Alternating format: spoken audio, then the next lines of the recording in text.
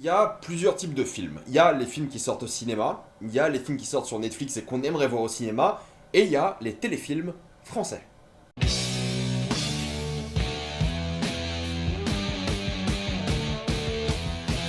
Dans la brume. Dans la brume est un nouveau film catastrophe français qui a coûté quand même une blinde, je crois que 15 millions de dollars. C'est un film catastrophe, donc ça change un peu du genre de la comédie et des drames un peu nuls qu'on a en France. Du coup, ça c'est bien. Et juste par principe, avant que je commence ma critique du film, si vous voulez soutenir ce genre de cinéma, je vous conseille fortement d'aller voir ce film. Ceci étant dit, je n'ai pas du tout aimé ce film. C'est un film qui raconte l'histoire de Paris qui est dans la brume. Cette brume tue les gens. Dès que vous la respirez, vous mourrez. Et le seul moyen de survivre, c'est d'aller au plus haut point de Paris. Parce que la brume s'arrête dans votre chambre de bonne parisienne. Donc si vous êtes pauvre et que vous habitez dans une chambre de bonne, vous êtes sauvé. J'ai vu qu'une bande-annonce, il y a un moment, je me suis dit ça va être un film catastrophe, alors Roland Emmerich, ça va être un peu chiant parce que moi j'aime pas du tout Roland Emmerich, mais moi ça change, c'est un film français, catastrophe, c'est cool. Au final, c'est plus une sorte de huis clos catastrophe qui était vraiment très très bien au début. Genre, t'avais une vraie impression d'être dans la brume, d'être dans le monde presque post-apocalyptique en quelques secondes. C'est devenu le bordel, tout le monde est mort dans la rue parce qu'il pouvait pas respirer, forcément. Et le seul moyen d'aller dehors, c'est avec un masque. Un peu à la Metro, Stalker, Fallout, tout ça. Et il y a un vrai world building. Il y a des gens qui ont survécu, qui sont dos de toi, tu les vois au loin. Il y a tous les gens qui sont à Montmartre, Sacré-Cœur, parce que Sacré-Cœur, c'est quand même l'endroit le plus élevé de Paris. Il y a un vrai world building, il y a un vrai enthousiasme autour de ce que a provoqué cette brume. Et ça que j'aime bien, et je trouve qu'elle est très réussi, c'est que dès le début, pour annoncer la brume, c'est les sirènes qui passent dans Paris tous les premiers du mois. Ce qui tombe bien parce qu'on est le premier du mois. Et je trouve qu'ils ont fait un bon travail pour montrer à quel point c'est catastrophe, à quel point c'est dangereux, et à quel point c'est horrible comme situation, et c'est vraiment un truc qui peut mener à beaucoup de tensions, beaucoup de conflits, parce que c'est très rapidement post-apocalyptique. Et j'ai beaucoup aimé ces 45 premières minutes où ils explorent Paris, où ils font des trucs qui n'ont rien à voir avec la famille. Parce que forcément, l'intrigue principale du film n'est pas la brume, mais l'histoire de la famille. Romain Duris, sa fille est malade, a une grave maladie, une maladie qui n'existe pas dans la vraie vie.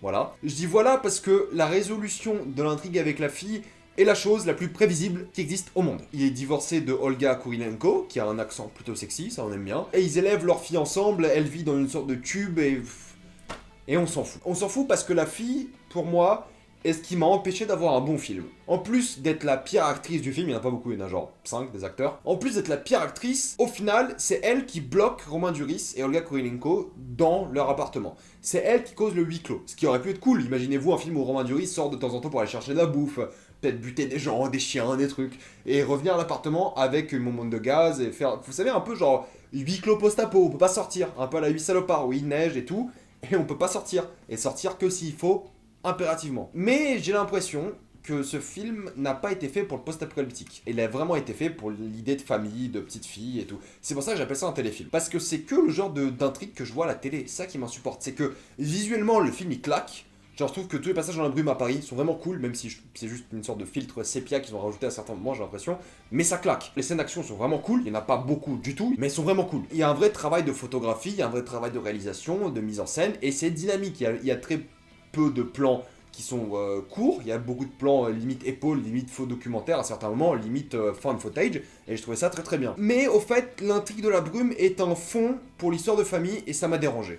Il y a une sorte d'histoire de flashback slash flash forward dès le début du film, qui sont plan pour plan, les plans dans Gladiator, ce qui tombe mal parce que j'adore Gladiator et je pensais m'être spoilé le film, et au final ces flashbacks n'ont quasiment rien à voir avec l'intrigue du film, ce qui est con, absolument con. Donc je sais pas pourquoi ces flashbacks existent, vraiment. Et toute l'intrigue concerne la fille, la maladie, l'histoire d'amour, parce qu'ils sont pas ensemble, enfin ils disent pas qu'ils sont divorcés, je crois, mais ils n'habitent pas ensemble, mais ils sont ensemble pour leur fille. Enfin, pourquoi? C'était cucu, les dialogues étaient nuls, et à chaque fois qu'Olga Kurilenko parlait à Romain Duris, c'était pas bien. Il y avait aucun attachement émotionnel possible.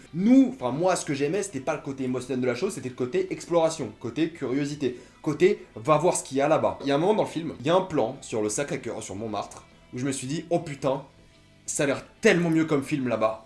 Ça a l'air tellement plus impactant émotionnellement, ça a l'air tellement mieux comme intrigue, visuellement, ça a l'air tellement plus cool d'être à Montmartre, maintenant, tout de suite. Il y a même un moment, Romain Duris croise un personnage dans la brume, et ce gars lui dit, viens à Montmartre, il y a une meilleure intrigue. Et ouais, c'est vrai. Enfin, je sais rien, mais ça avait l'air d'être un meilleur film. Et même ce personnage qui croise dans la brume, c'est un militaire qui escorte d'autres personnes à Montmartre. Ça, c'est une meilleure intrigue. Ça, c'est une intrigue plus intéressante. Imaginez-vous une mission d'escorte dans ce Paris dans la brume. Ça aurait été super cool. Il y a toute une histoire avec un chien aussi que j'ai pas compris, mais soit, dites-moi dans les commentaires. Je sais pas pourquoi il y avait un. Je sais, j'ai pas compris ce délire là. L'intrigue avec le chien, je sais pas. Tout ça pour dire que Dans la brume, c'est un film que j'aurais aimé apprécier un peu plus, mais l'intrigue avec la famille, qui est quand même 75% du film, est niaise, et pas intéressante, et juste... Et c'est con d'avoir un film comme ça, parce qu'il y avait visuellement des trucs, il y avait visuellement une ambition en tout cas. Même les acteurs sont bons, que ce soit Olga Kurylenko, le vieux, je crois que c'est Michel Robin, il s'appelle, qui joue Lucien et Colette.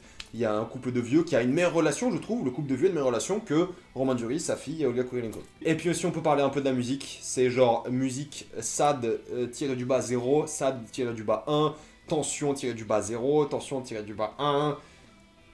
Il n'y a aucune ambition derrière. Et c'est là que je me dis qu'il y a une vraie intervention des studios. C'est que dès qu'il y a les éléments de familiaux, bah il y a une vraie intervention des studios, tu vois que c'est en lumière artificielle, et tu vois que dehors, enfin t'as l'impression qu'en tout cas dehors c'est de l'image naturelle. T'as l'impression d'avoir un meilleur film en fait, quand t'es dehors. Sauf que t'es rarement dehors, et c'est con. Il y a un moment je me suis dit putain mettez des zombies qui se passe un truc quoi, ça aurait été beaucoup mieux. Non je déconne, les zombies ça aurait été con. Je sais pas, il y avait tellement de potentiel parce que il y a 3 éléments, donc Montmartre, le flic et le militaire qui escorte les gens à Montmartre, et tu dis oh putain il y a 3 intrigues qui sont tellement meilleures que l'intrigue que j'ai à moi actuellement à propos de la famille. Et le message de fin, ridicule. Ce plan de fin, ridicule. Au final, Dans la brume, je ne vous le conseille pas. Genre vraiment, attendez qu'il sorte sur TF1 dans 10 semaines, dans 10 mois, attendez qu'il sorte, regardez sur Netflix quand Netflix achètera les droits pour 13 €. N'allez pas le voir. C'est un film fait maison. Vraiment, c'est un film que j'aurais aimé ne pas voir au cinéma, mais à la maison sur Netflix, clairement. Tout ça pour dire que si par contre vous voulez soutenir ce genre de cinéma, allez voir Dans la brume, je vous le conseille si vous voulez vraiment soutenir le cinéma français de genre qu'on aurait pu avoir un peu mieux ici. Donc c'est du potentiel qui a été gâché, ça n'en fait pas un film horrible, ça en fait un divertissement correct, mais ça aurait pu être mieux. Et j'aurais apprécié un meilleur film qui va plus dans l'idée de l'exploration, et moins dans la famille, parce que c'était vraiment pas bien du tout. Avez-vous vu Dans la brume? Si oui, mettez-moi ça dans les commentaires, moi je vous dis à la prochaine fois pour plus de vidéos chez moi sur Facebook, sur Twitter, sur YouTube, et salut à tous.